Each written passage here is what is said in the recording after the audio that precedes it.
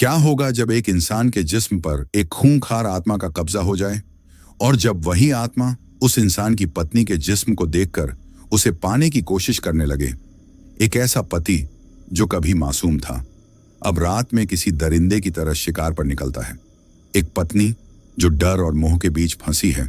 क्या सीमा अपने पति और खुद को उस पिशाच आत्मा से छुड़ा पाएगी? खून, धोखा और काली ताकतों से भरी ये कहानी आपके रोंगटे खड़े कर देगी। देखते रहिए, क्योंकि आगे जो होगा वो आपकी सोच से बहुत बाहर है। दोस्तों, अगर ये कहानी आपको दिलचस्प लगेंगी तो अपनी राय जरूर शेयर करें। आपका एक छोटा सा कमेंट हमें और बेहतर कहानियां लाने की हिम्मत देता है। तो बिना कोई देर किए शुरू करते हैं आज की हॉरर स्टोरी। धर्मपुर गांव की शांत गलियों में एक छोटा सा मकान था, जिसमें नरेश, उसकी पत्नी सीमा और नरेश के बूढ़े माता पिता रहा करते थे। नरेश पेशे से किसान था, दिन भर खेतों में पसीना बहाता, जबकि सीमा पूरे घर की जिम्मेदारी संभालती, खाना बनाना, सफाई करना और सबसे बढ़कर सास ससुर की सेवा करना। सीमा की जिंदगी बाहर से देखने पर भले ही साधारण लगती हो, लेकिन अंदर ही अंदर वह एक दर्द और मजबूरी का पहाड़ ढो रही थी। नरेश को शराब पीने की लत थी और यह लत धीरे धीरे उसके घर की खुशियों को निगल रही थी। गांव में उसके 3 जिगरी दोस्त थे, कमलेश, मोहन और रामदीन। चारों दिन भर खेतों में साथ काम करते, लेकिन जैसे ही सूरज ढलता, तीनों दोस्त नरेश को शराब पीने के लिए उकसाने लगते। वो जब मना करता तो उसे तरह तरह से बहलाते, यहां तक कि कई बार जबरदस्ती पिला देते। जब नरेश शराब के नशे में चूर होकर घर लौटता तो घर का माहौल बदल जाता। वह सीमा पर चिल्लाता, उसे अपशब्द कहता और कभी कभी हाथ तक उठा देता। सीमा सहमी सहमी सी एक कोने में बैठ जाती, पर सास ससुर के सामने कुछ नहीं कहती। उसकी दुनिया अब एक यातना बन चुकी थी। सीमा चाहती तो बहुत पहले ही यह घर छोड़ देती, पर उसके पैर बूढ़े सास ससुर की सेवा में बंधे थे। वे अब उसके बिना किसी काम के नहीं रहे थे और सीमा जानती थी कि अगर वो उन्हें छोड़ देगी तो वे 2 दिन में दम तोड़ देंगे। इसीलिए वह गांव के कुछ घरों में बर्तन मांजने जाती, जिससे जो थोड़े बहुत पैसे मिलते उसे वह घर का खर्च चलाती और अपने सास ससुर की दवा पानी की व्यवस्था भी करती। नरेश जैसा भी था, सीमा उसका साथ नहीं छोड़ती। पत्नी का फर्ज निभाते हुए वह रोज भगवान से प्रार्थना करती कि उसका पति नशे से दूर हो जाए, उसकी उम्र लंबी हो। वह व्रत रखती, पूजा करती और दिल से यही चाहती कि एक दिन नरेश सुधर जाए, और शायद अंदर से नरेश भी सीमा से बेइंतहा प्यार करता था। जब कभी वह अनाज बेचने बाजार जाता तो लौटते वक्त सीमा के लिए कुछ न कुछ जरूर लाता। कभी एक नई साड़ी तो कभी कानों के लिए झुमके या चूड़ियों का एक सेट। पर नरेश की इस हालत के पीछे अगर किसी का हाथ था तो वो थे उसके वही 3 दोस्त, कमलेश, मोहन और रामदीन। वे कभी नहीं चाहते थे कि नरेश की शादीशुदा जिंदगी खुशहाल रहे। असल में सीमा की खूबसूरती से वे जलते थे। उनकी नजरें कभी सीमा की सुंदरता से हटती ही नहीं थी। सीमा किसी अप्सरा से कम नहीं थी, जिसे देख हर कोई ठहर जाए, पहली ही नजर में उसका रूप किसी को भी मोह ले। यही कारण था कि वे नरेश को शराब पिलाकर उसकी जिंदगी को बर्बाद करने की योजना बना चुके थे। वे चाहते थे कि नरेश अपनी पत्नी को पीटे, उसे अपमानित करे और इस तरह उसका रिश्ता खुद ब खुद टूट जाए। जब नरेश शराब के नशे में सीमा पर हाथ उठाता तो ये तीनों दोस्त घर के बाहर छिपकर वो दृश्य देखा करते और मन ही मन खुश होते। नरेश की हालत की जिम्मेदार तीनों दोस्त थे। धर्मपुर गांव में रमेश का घर एक किनारे बसा हुआ था और उसके ठीक सामने एक पुराना विशाल पीपल का पेड़ खड़ा था। यह पेड़ गांव में दशकों से खड़ा था, लेकिन इसके बारे में कुछ ऐसा राज था जिसे सिर्फ पुराने लोग ही जानते थे। सालों पहले एक तांत्रिक ने गांव में फैले आतंक को रोकने के लिए एक खतरनाक शैतानी आत्मा को एक बोतल में बंद किया था। कहा जाता है उस आत्मा का क्रोध इतना भयावह था कि उसने एक रात में 3 गांवों को खून से रंग दिया था। जब उस आत्मा को पकड़ा गया तो तांत्रिक ने उसे लोहे की भारी बोतल में कैद कर उस बोतल को गहरी जमीन में दफना दिया, ठीक उसी पीपल के पेड़ के नीचे। वो हैवान तब से उसी जगह कैद है, बाहर की दुनिया से पूरी तरह कटा हुआ, मगर उसकी ताकत अब भी जिंदा है और उसका मन आज भी किसी ऐसे इंसान की तलाश में भटकता रहता है जो भगवान में विश्वास न करता हो, जो शराब के नशे में डूबा हो। एक ऐसा इंसान जिसके खून की एक बूंद भी अगर उस जमीन पर गिर जाए तो वह कैद से आजाद हो जाएगा। उधर रमेश, जो रोज की तरह शराब के नशे में धुत होकर घर लौटा था, इस बात से बिल्कुल अनजान था कि उसकी एक गलती उसे और पूरे गांव को किस अंधेरे में धकेल सकती है। घर पहुंचते ही उसने अपनी पत्नी सीमा पर चीखना शुरू कर दिया और फिर मारपीट करने लगा। सीमा रोती हुई अपने बूढ़े सास ससुर के पास जाकर गले लग गई। उनके पास भी कोई चारा नहीं था। उम्र ने शरीर से सारी ताकत छीन ली थी। वे चाहकर भी सीमा की मदद नहीं कर सकते थे। उसी समय रमेश को पेशाब लगती है। नशे की हालत में लड़खड़ाते कदमों से वह घर से बाहर निकलता है और सीधे पीपल के पेड़ की ओर बढ़ जाता है, बिना यह सोचे कि वो कहां जा रहा है। वह जैसे ही उस पुराने पेड़ के पास पहुंचता है, वहीं खड़ा होकर पेशाब करने लगता है। जैसे ही वह पेशाब करता है, पीपल के पेड़ के नीचे से अजीब और डरावनी आवाजें आने लगती हैं। आवाजें धीरे धीरे तेज होती जाती हैं, मानो किसी बंद खोह से कोई जानवर गुर्रा रहा हो। रमेश घबराकर जैसे ही पीछे मुड़ता है, तभी पेड़ के पास से एक तीखी और पतली सी चीज उसकी जांघ में धंस जाती है। वह दर्द से चिल्लाता है और वहां से खून बहने लगता है। खून की बूंदें बहती हुई जमीन पर गिरती हैं और धीरे धीरे पेड़ के नीचे बनी उस जगह तक पहुंच जाती हैं जहां वो बोतल सालों से दबी हुई थी। और जैसे ही रमेश का खून उस बोतल पर गिरता है, एक जोरदार धमाका होता है। मिट्टी की परतें उखड़ जाती हैं और वह लोहे की बोतल टूट जाती है और हैवान बाहर आ जाता है। नशे की हालत में रमेश को सब कुछ धुंधला धुंधला दिख रहा था। आंखें भारी थीं, पैर लड़खड़ा रहे थे और दिमाग जैसे कहीं और बहक रहा था। लेकिन जैसे ही उसने पीछे मुड़कर उस पीपल के पेड़ की तरफ देखा जहां से अजीब सी आवाजें आ रही थीं, एक ठंडी लहर उसके शरीर से होकर गुजर गई। उसी क्षण उस डरावने पेड़ के नीचे से एक काली आकृति निकलकर हवा में लहराई और एक झटके में रमेश के शरीर में समा गई। वह नजारा किसी खौफनाक सपने जैसा था, मगर हकीकत यही थी। अब रमेश साधारण इंसान नहीं रहा था। उसके भीतर अब एक पाशविक शक्ति घर कर चुकी थी। उसके शरीर में 100 हाथियों जितनी ताकत एक साथ उमड़ पड़ी थी। जिस रमेश की चाल तक धीमी थी, वह अब ऐसे खड़ा था जैसे किसी युद्ध के लिए तैयार हो। उसका चेहरा, आंखें और शरीर सब कुछ बदल चुका था, मगर बाहर से अब भी वह रमेश ही था। वह सीधा घर की ओर चला। जैसे ही अंदर पहुंचा, सीमा को आवाज दी, मैं सालों से भूखा हूं, मुझे खाना दो। उसकी आवाज भारी थी लेकिन शांत। सीमा चौंक गई। उसे यह बदलाव अजीब लगा। पति जो रोज शराब के नशे में बहकता था, आज इतनी सरलता से खाना मांग रहा है। वह सोचने लगी, आज तक रमेश ने कभी मुझसे इस तरह बात नहीं की।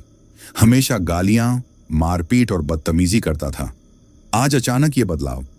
थोड़ी देर पहले तो शराब पीकर गया था और अब देखने में ऐसा लग रहा है जैसे कभी पी ही नहीं थी।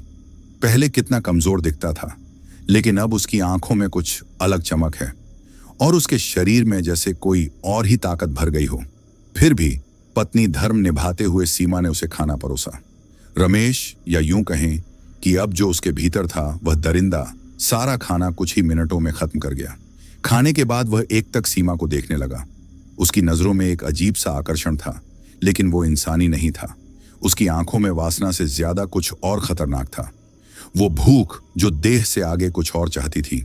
दरिंदा उसकी ओर बढ़ा और गहरे स्वर में बोला, तुम कितनी सुंदर हो, तुम्हारे प्यार के नशे में डूबना चाहता हूं मैं। आओ, मेरे करीब आओ। सीमा उसके इस बदले रूप को देखकर हैरान रह गई। यह उसका रमेश नहीं था। उसे गुस्सा आया, घृणा हुई और वो बिना कुछ कहे तुरंत दूसरे कमरे में चली गई। दरिंदा भी पीछे पीछे उस कमरे तक गया, लेकिन जैसे ही उसने कमरे में घुसने की कोशिश की, वह एकदम ठहर गया। उस कमरे के दरवाजे पर भोलेनाथ की एक तस्वीर टंगी हुई थी। वो तस्वीर जैसे एक अदृश्य दीवार बन चुकी थी जिससे वह पार नहीं कर सका। हैवान की आंखों में गुस्सा और बेचैनी उमड़ पड़ी। वह गुर्राता हुआ घर से बाहर निकल गया और सीधा जंगल की तरफ भागा। उसके भीतर अब खून की प्यास थी। रात के सन्नाटे में वह जंगल की अंधेरी गलियों में शिकार की तलाश करता रहा। भूख उसे दीवाना कर चुकी थी और फिर कुछ देर बाद वह धर्मपुर गांव की ओर बढ़ गया।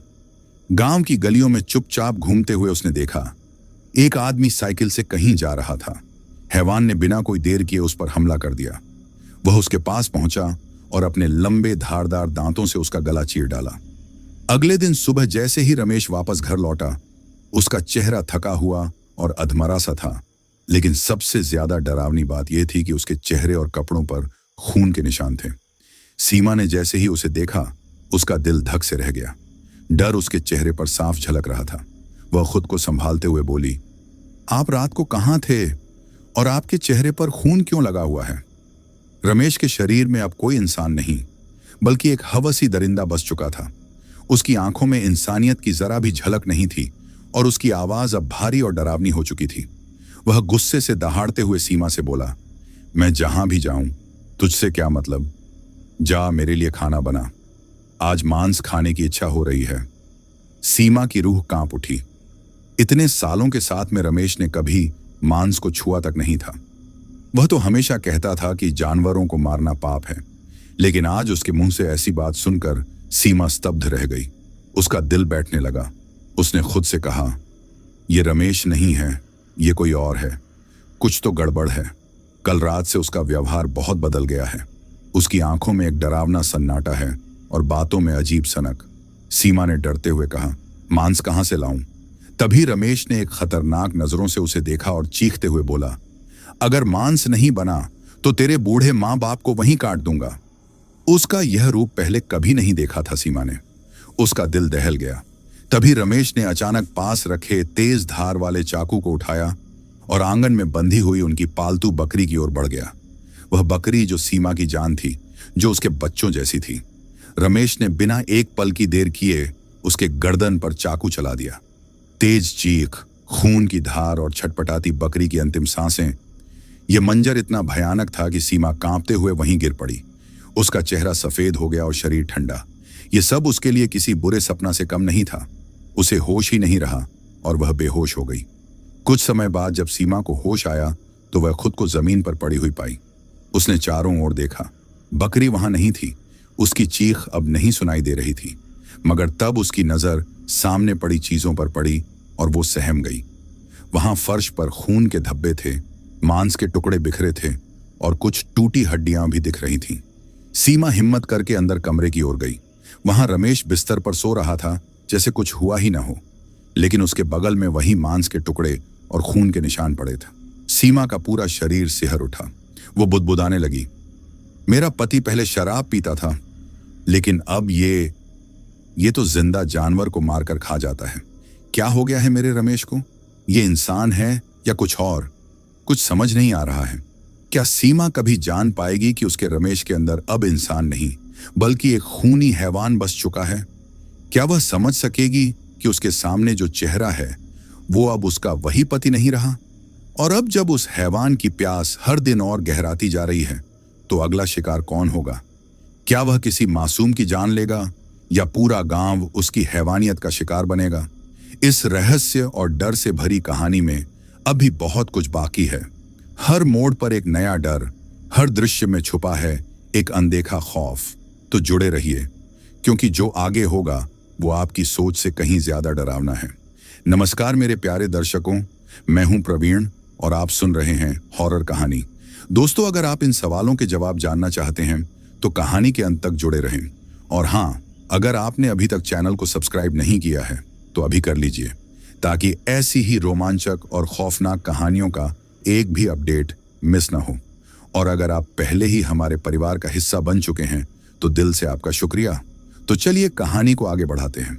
सीमा बैठी थी कोने में। आंखों से आंसू थमने का नाम नहीं ले रहे थे। उसका मन बार बार यही सोच रहा था, रमेश पहले बस शराब पीता था, अब मांस भी खाने लगा है। उसका दिल डूबता जा रहा था उस शख्स के लिए जो कभी उसका हमदर्द था और अब एक अनजान डरावने साए की तरह बन चुका था। सीमा अपनी हिम्मत जुटाकर रमेश के बूढ़े माता पिता के पास जाती है और फूट फूट कर रोने लगती है। कांपती आवाज में वो कहती है, अम्मा, बाबूजी, रमेश अब पहले जैसा नहीं रहा। पहले शराब पीता था, लेकिन अब मांस भी खाने लगा है। मैं समझ नहीं पा रही ये सब क्या हो रहा है। बूढ़े माँ बाप की आंखों में भी चिंता साफ झलक रही थी। रमेश के पिता भारी स्वर में बोले, बेटी, हमें भी ये बात खटक रही है। हमारा बेटा ऐसा नहीं था। जब से कमलेश मोहन और रामदीन से उसकी दोस्ती हुई है, तब से वो एकदम बदल गया है। पहले उन्होंने उसे शराब की आदत डाली और अब शायद मांस खाना भी उन्हीं का असर है। माँ कांपती आवाज में कहती है, हमें तो हमेशा से डर था, इन तीनों की नजर तुझ पर थी। बहू, जब से तू इस घर में आई है, उन्होंने ही मिलकर रमेश को नर्क की राह पर धकेला है। अब जो कुछ भी हो रहा है वो भगवान की मर्जी है बेटी, लेकिन तू हिम्मत मत हार, सब ठीक होगा। सीमा ने उसी दिन से फैसला कर लिया कि वह बूढ़े सास ससुर के साथ ही रहेगी और उनके साथ उनका सहारा बनेगी। मगर उस रात कुछ और ही होने वाला था। गहरी रात थी, हवाओं में एक अलग सी सिहरन थी। रमेश, जो अब पूरी तरह उस हैवान की गिरफ्त में आ चुका था, अपनी बिस्तर पर करवटें बदलते हुए एकदम उठ बैठा। उसकी आंखों में अब इंसानियत की जगह खून की प्यास चमक रही थी। उसने चारों तरफ देखा। सीमा कमरे में नहीं थी, वह सास ससुर के पास सो रही थी। रमेश ने धीरे से दरवाजा खोला और बाहर अंधेरे में उतर गया। ये रात गांव की बाकी रातों से कहीं ज्यादा खौफनाक थी। चारों ओर सन्नाटा था, बस पत्तों की सरसराहट और उसके पैरों की आहटें सुनाई दे रही थीं। उसकी सांसें तेज हो रही थीं। उसकी चाल में अब इंसानियत नहीं थी, एक शिकारी की भूख थी। कुछ देर बाद वो अपने पुराने दोस्त कमलेश के घर के सामने पहुंचा। कमलेश अकेला रहता था और इस वक्त घर में बैठकर शराब पी रहा था, जैसे हर रात करता था। रमेश उसके पास पहुंचता है, उसकी आंखों में नफरत उबाल मार रही थी। उसने दहाड़ते हुए कहा, ये रमेश, बाहर आ, तेरा मौत आया है। तूने मुझे बहुत शराब पिलाया था ना, आज मैं तुम्हें शराब पिलाऊंगा। अचानक उसे ऐसा महसूस हुआ जैसे कोई उसे उसके नाम से पुकार रहा है। कमलेश इधर उधर देखने लगा, मगर उसे कुछ भी साफ नहीं दिखा। वह नशे की हालत में लड़खड़ाते हुए बोला, कौन है? कौन बुला रहा है? अगले ही पल रमेश की परछाई उसके सामने आ खड़ी हुई। लेकिन ये वो रमेश नहीं था जिसे कमलेश जानता था। ये एक राक्षसी छवि थी। उसकी आंखों में वहशत चमक रही थी और मुंह से एक लंबी, पतली, चिपचिपी जीभ बाहर निकल रही थी। कमलेश कुछ समझ पाता इससे पहले ही रमेश के अंदर छिपे उस खूनी हैवान ने अचानक उसके गले पर झपट्टा मारा और पैने दांतों से उसकी गर्दन को चीर दिया। कमलेश तड़पते हुए नीचे गिर गया। हैवान उसके शरीर का पूरा खून पी गया, जैसे किसी प्यासे ने गिलास से आखिरी बूंद तक पानी पी लिया हो। उसकी आंखें बाहर की ओर निकल आई थीं। शरीर पूरी तरह सफेद पड़ चुका था। खून के अभाव में कुछ ही पलों में कमलेश की मौत हो गई। रमेश, जिसे अब खुद नहीं पता था कि वह इंसान बचा भी है या नहीं, अपने खून से सने हाथों और चेहरे के साथ धीरे धीरे वापस अपने घर लौट गया। उसने दरवाजा खोला, अंदर घुसा और सीधा अपने कमरे में जाकर बिस्तर पर लेट गया, जैसे कुछ हुआ ही न हो। सीमा उस वक्त बूढ़े माता पिता के पास सो रही थी। उसे कुछ भी पता नहीं चला। सुबह होते ही पूरे गांव में सनसनी फैल गई। गांव के चौराहे पर लोग इकट्ठा हो चुके थे। हर कोई एक ही बात कर रहा था, कमलेश की रहस्यमयी मौत। किसी ने कहा, लगता है किसी जंगली जानवर ने हमला किया है। दूसरे ने कहा, नहीं भाई, ये किसी चुड़ैल का काम है, ये इंसानी हरकत नहीं लगती। सीमा ये बातें सुन रही थी। उसका दिल बेचैन हो उठा। वह अकेले ही कमलेश के घर पहुंची। दरवाजा खुला था और भीतर का दृश्य देखकर उसके पैरों तले जमीन खिसक गई। कमलेश का शरीर जमीन पर पड़ा हुआ था, बिल्कुल निर्जीव। उसकी आंखें बाहर को निकली थीं, चेहरा सफेद हो चुका था और गले पर गहरे काटने के निशान थे, जैसे किसी भयंकर जानवर ने उसे फाड़ खाया हो। सीमा कांपते कदमों से वहां से भागी और अपने घर पहुंची। वहां देखा, रमेश आराम से अपने बिस्तर पर लेटा हुआ था, लेकिन सीमा की नजर उसके चेहरे पर पड़ी। वहां खून के निशान थे। वो सहम गई। उसने कांपती आवाज में रमेश से पूछा, आपके चेहरे पर खून कैसे आया? सच सच बताइए, आप ऐसा क्यों कर रहे हैं? आप रात को कहां जाते हैं? क्या करते हैं? बताइए आप। रमेश बिस्तर से अचानक उठता है और उसके चेहरे पर एक भयानक मुस्कान उभर आती है। उसकी हंसी साधारण नहीं थी। वह जोड़ों से कांपते हुए ऐसी डरावनी हंसी हंस रहा था जैसे कोई शैतानी आत्मा उसके भीतर खिलखिला रही हो। उसकी हंसी सुनकर दीवारें तक कांप उठीं। तभी रमेश का शरीर धीरे धीरे ढीला पड़ने लगा और फिर एकदम से जमीन पर ऐसे गिर गया जैसे किसी ने जान ही निकाल दी हो। उसके गिरे हुए शरीर के ऊपर एक साया उभरता है, एक राक्षसी स्याह धुएं जैसा स्वरूप। वह कोई और नहीं, रमेश के शरीर में छिपा हुआ वही खूनी दरिंदा था जिसने अब खुद को प्रकट कर लिया था। उसकी आंखें अंगारे जैसी जल रही थीं और उसका चेहरा इंसानी होते हुए भी कुछ ऐसा था जिसे देखकर कोई भी कांप उठे। वह सीधा सीमा के सामने जाकर खड़ा हो गया। सीमा का चेहरा भय से पीला पड़ चुका था। दरिंदा अपनी भारी घुटी हुई आवाज में बोला, सुंदरी, तेरा पति अब मेरा है, उसका शरीर अब मेरे कब्जे में है। मैं जो चाहूंगा वही वो करेगा। रमेश अब मेरा गुलाम बन चुका है। सीमा की आंखों में आंसू आ गए। उसका दिल जोर जोर से धड़कने लगा। उसके होंठ कांपते हुए बोले, कह, क्यों किया तुमने ऐसा? मेरे रमेश का क्या कसूर था? उसने तुम्हारा क्या बिगाड़ा था? दरिंदा हंसा, एक ऐसी हंसी जिससे कमरा सिहर उठा। फिर बोला, डर मत, मैं तुझे मारने नहीं आया। अमावस की रात मैं तुझसे विवाह करूंगा और फिर तुझे अपनी पत्नी बनाकर उस काली दुनिया में ले जाऊंगा जहां से कोई वापस नहीं आता। सीमा सिहर उठी। उसकी आंखों में घृणा और दर्द था। वह चीखते हुए बोली, मेरे पति के शरीर पर कब्जा करके तुम खुद को उसका मालिक समझ बैठे? नहीं, रमेश चाहे जैसा भी हो, वो मेरा पति है। वो शराबी था, लेकिन मेरे जीवन का आधार भी वही है। अगर उसे कुछ हो गया तो मैं कैसे जीऊंगी? तुम उससे बाहर निकलो, उसे छोड़ दो। लेकिन दरिंदा की आंखों में अब वहशी ललक थी। उसने बेशर्मी से कहा, अब मैं ही तेरा पति हूं सुंदरी। अमावस की रात को जब पूरा आकाश काला होगा तब मैं तुझसे विवाह करूंगा और तेरी सुंदरता का रस पीऊंगा। सीमा ने आंसू पोंछे और अब उसकी आंखों में डर नहीं, एक सुहागिन की ताकत थी। वह दृढ़ता से बोली, मैं मर जाऊंगी लेकिन तेरी पत्नी नहीं बनूंगी। तू एक औरत की शक्ति को नहीं जानता। जब तक मेरी मांग में सिंदूर है तब तक रमेश को कुछ नहीं होगा। मैं अपने सुहाग की रक्षा के लिए तुझसे लड़ूंगी। दरिंदा फिर हंसा, लेकिन अब उसकी हंसी में झुंझलाहट भी थी। वह गुर्राया, तू कुछ नहीं कर पाएगी, तेरा पति मेरे कब्जे में है। उसने पीपल के पेड़ के नीचे पेशाब किया था और इसी अपराध की सजा उसे मिलनी चाहिए। अमावस की रात उसका बलिदान दूंगा और उसके खून से मैं और शक्तिशाली बन जाऊंगा। उसके भीतर जो दरिंदा था वह पूरी तरह से हावी हो चुका था।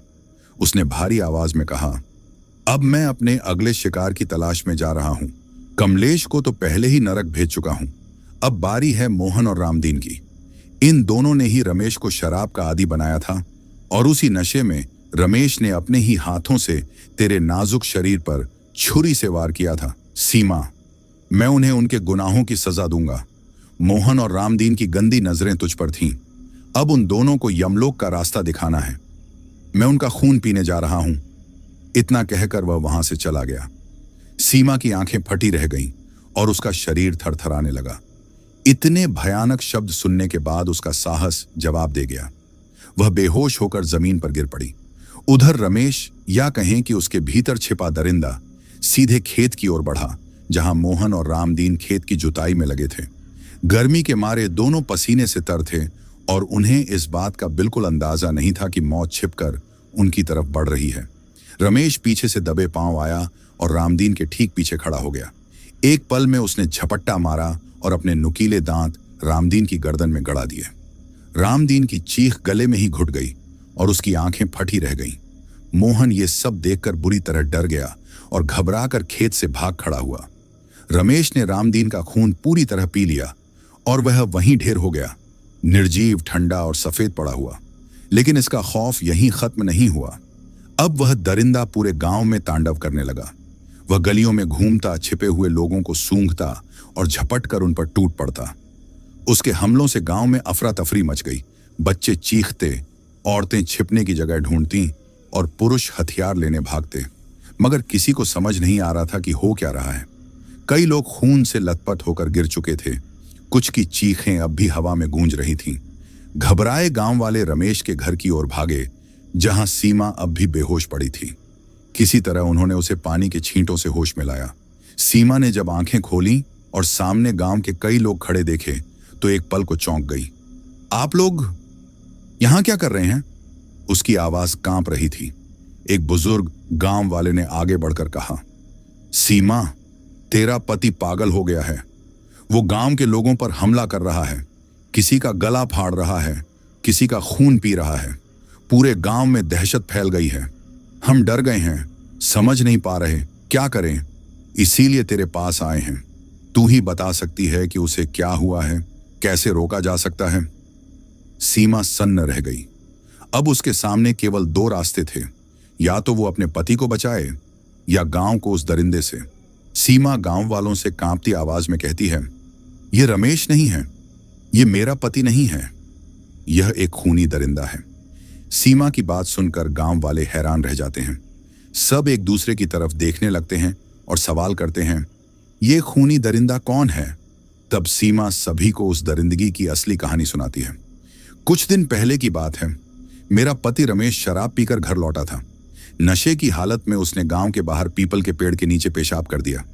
लेकिन उसे क्या पता था कि उस पीपल के पेड़ के नीचे एक बोतल में एक खूंखार हैवान कैद था।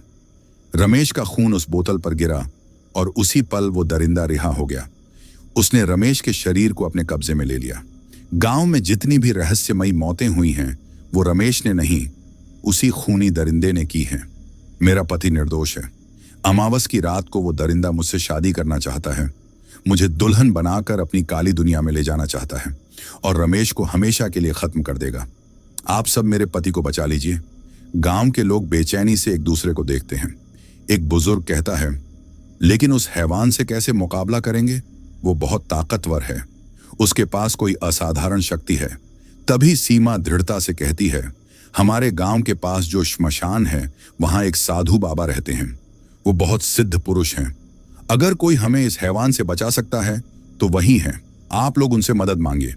गांव के सारे लोग तुरंत साधु बाबा की कुटिया की ओर भागते हैं।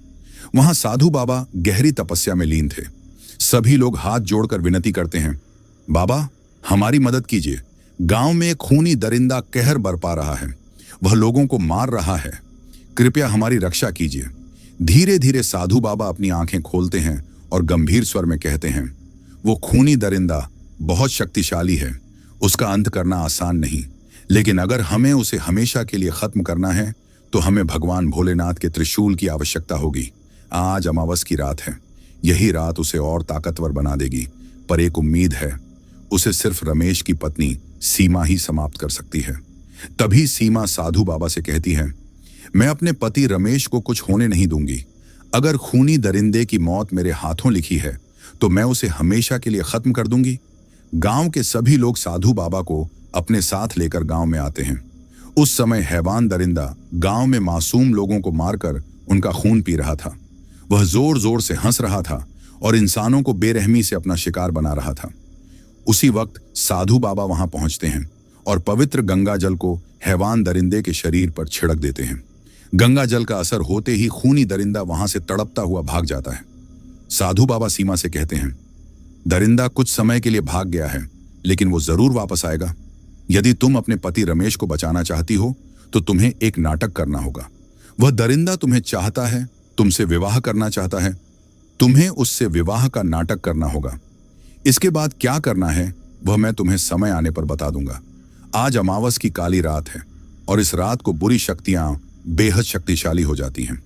सीमा, तुम्हें निडर होकर उस खूनी दरिंदे का सामना करना होगा। सीमा कहती है, मैं निडर होकर उस खूनी दरिंदे का सामना करूंगी।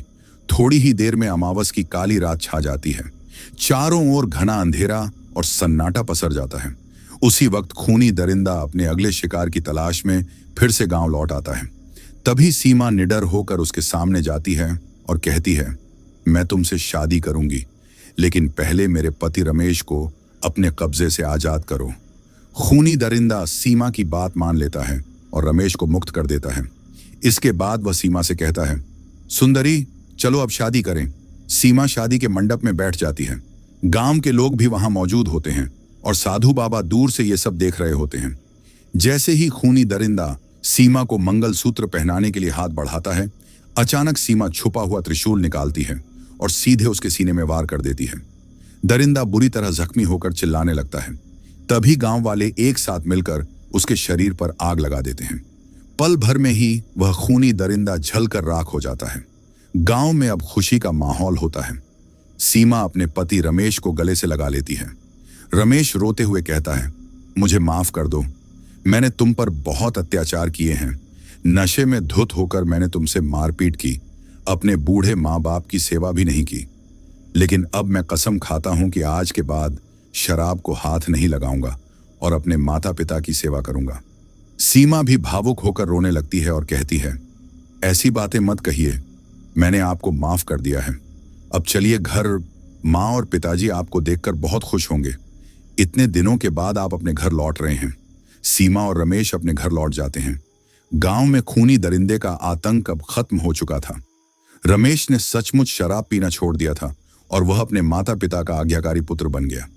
सीमा और रमेश एक सुखी और शांत जीवन बिताने लगे। दोस्तों, यह थी हमारी आज की कहानी। आपको यह कहानी कैसी लगी, ये आप हमें कमेंट बॉक्स में लिखकर जरूर बताएं। आपके कमेंट हमारे लिए बहुत मायने रखते हैं और हमें और बेहतर कहानियां लाने के लिए प्रेरणा देते हैं। फिलहाल मैं आपसे विदा लेता हूं। अपना और अपने परिवार का ध्यान रखें, सुरक्षित रहें, स्वस्थ रहें और अगर आपने अभी तक हमारे चैनल को सब्सक्राइब नहीं किया है तो कृपया चैनल को सब्सक्राइब कर लें। आपका यह छोटा सा सहयोग हमें लगातार ऐसी ही नई और रोचक कहानियां लाने के लिए उत्साहित करता है। आपका बहुत बहुत धन्यवाद। फिर मिलेंगे एक नई कहानी के साथ।